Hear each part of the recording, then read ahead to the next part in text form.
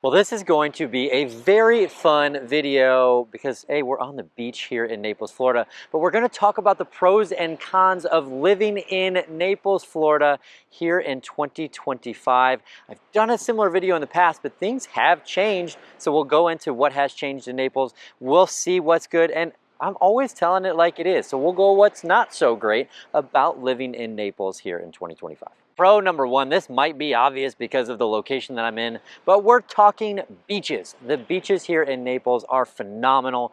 We have white, powdery sand, stretches 30 miles along the Gulf of America, and it's taken me a while to get used to saying it, but I did it that time. And so this is what it's all about, enjoying this outdoor lifestyle, having the sunsets to the west. This side of the state provides so many amazing opportunities. You've got calm surf, nice warm waters of the Gulf. Life is just good here in Naples, Florida when it comes to the beaches. Now, as we move on to con number one, this is something that has actually gotten worse over time.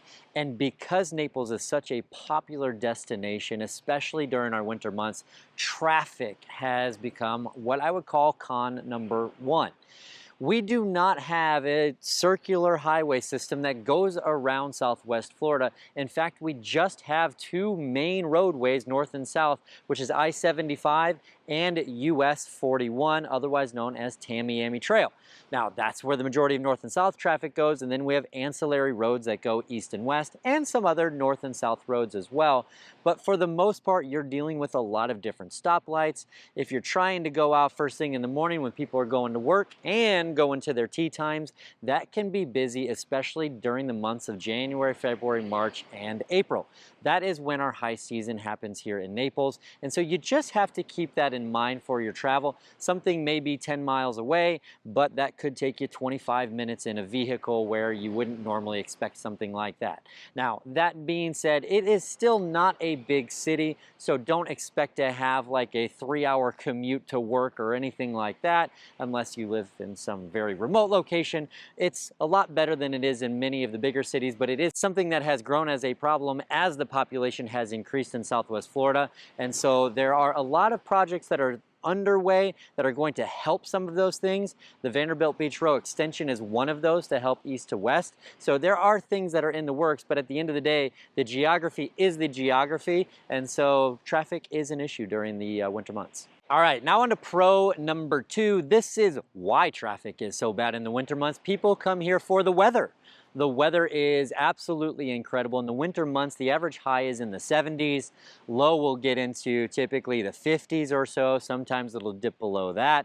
And we have sunshine on average 264 days out of the year here in the Sunshine State. So you can see beautiful weather outside today, and even in the summer months it isn't that egregious. We have 94 degrees as your typical high, but the humidity can be a bit higher, no doubt about that. So this is going to be interesting because it is possible for something to be both a pro and a con, and so that's where we are now. So our second con would also be weather, and primarily what I'm referring to there is hurricanes. Hurricanes are, the good thing about them is that you know when they're coming.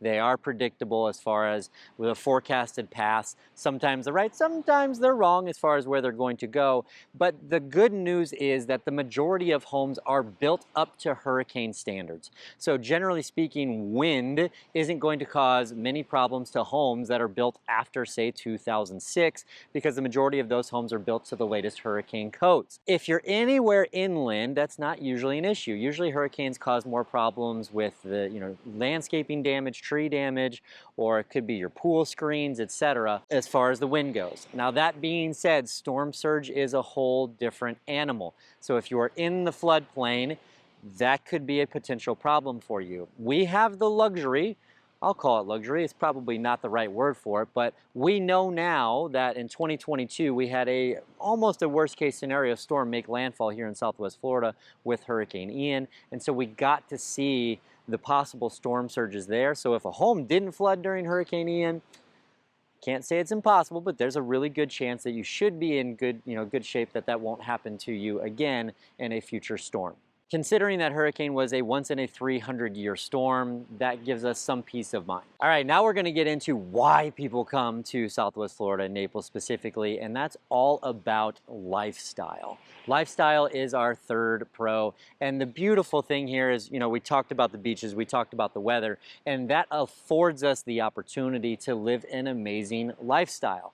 Whether you're into golf or pickleball or tennis or sitting at the beach, going to the pool, there are so many options in Southwest Florida to be able to explore nature trails, etc., and get to be outdoors. The outdoor lifestyle is what it is about, and that's obviously one of the main reasons why people come to this area. All right, as we're giving both sides of Naples here, let's talk about con number 3.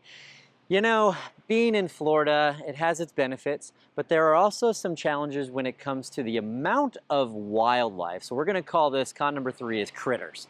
And you've seen it. I mean, Florida has alligators, we have bears, we have panthers, we have mosquitoes, we have No-See-Ums, we have a lot of different critters that get to enjoy the lifestyle as well that's here in Naples, Florida.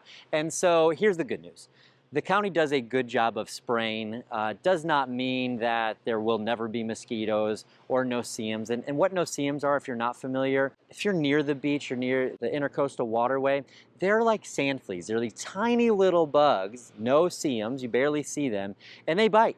They stink, they bite, they're awful. But it is part of being around the Gulf and the Gulf waters that is something that does exist. So if these critters are gonna be a huge problem for you, that may not be a good fit for you to be here in Naples, Florida, but otherwise, it's pretty easy to get around them. All right, on to pro number 4. This is a unique one about this specific area, and it's actually the health and happiness. Now, hear me out. We are in what's called a blue zone, which is a place where generally people are healthier in this part of the country, which is amazing. You can do some research on that. But also Naples has been voted in the Gallup poll year after year after year as the happiest city in the United States of America. And that's pretty darn cool. I mean, what is there to be sad about as we are here in Naples? So this is something that if you're looking for, again, lifestyle, etc., happiness factor is great. People are generally will wave to you. They generally are happy to see you. We don't come across too many angry people. I mean, they exist everywhere in the world, so you can't get away from that completely.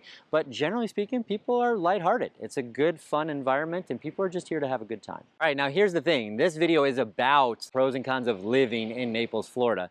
And a big part of living is housing. It's a big part of it. And actually, that's what I do. I'm a real estate broker, been licensed here in Florida for over 19 years at this stage. And so we understand the living component of it.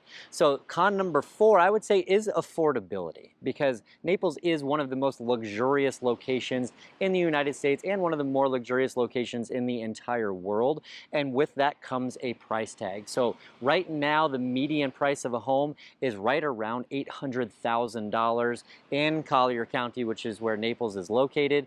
And you can find homes up into the hundreds of millions of dollars, but you can also find condos that are inexpensive that are $200,000 or less in Collier County as well. So depending on what you're looking for, there are certain opportunities. Now here is the good news. Things have changed. This has been one of my biggest changes from year over year, is that this has become less of a con and that pricing has eased up a bit for people to purchase. The inventory has grown, so now you have a lot more opportunities for properties to purchase than you would have in the past. And so we've moved into a buyer's market. So it's a con because prices are still, $800,000 and more than what most people are used to, but it's also becoming a lot less of a con in that it's becoming more affordable. All right, now let's get into pro number 5, and that is taxes. So taxes, generally people don't have a very positive thought, right? We don't love taxes. But as most of you should know, Florida has no state income tax. It's had no state income tax for a very long time. The sales tax in Collier County is 6%, which is lower than a lot of other areas in the country. And then we also have a lot of additional exemptions and helpful items if you choose Florida as your primary residence. So if you homestead in the state of Florida, you actually get to take $50,000 off of the appraised value of your property, and it can only go up by as much as 3% per year. So let's say that the real estate market takes off and goes up significantly. Let's say the home is worth $100,000 more than it was last year. From the county's taxing perspective, they can only make it be worth $3,000 more than it was last year if you're homesteaded in the state of Florida. So some major benefits there, and I actually did a more in-depth video recently about the financial advantages of living in Naples, so you can see that link above, and that'll go into a lot more detail, but there are some amazing benefits from a financial perspective for you to be able to consider. Now, if you are considering making a move to Naples, Florida, me and my team would be honored to have a conversation with you about it. No commitment whatsoever, but we can help discuss some areas that could be a good fit for you. All of our contact information is in the comments section below. And as always, if you can make sure to like the video, subscribe to the channel, that really helps the YouTube algorithm get this out to more people so that we can help more people at the end of the day. Have a blessed day. Thanks.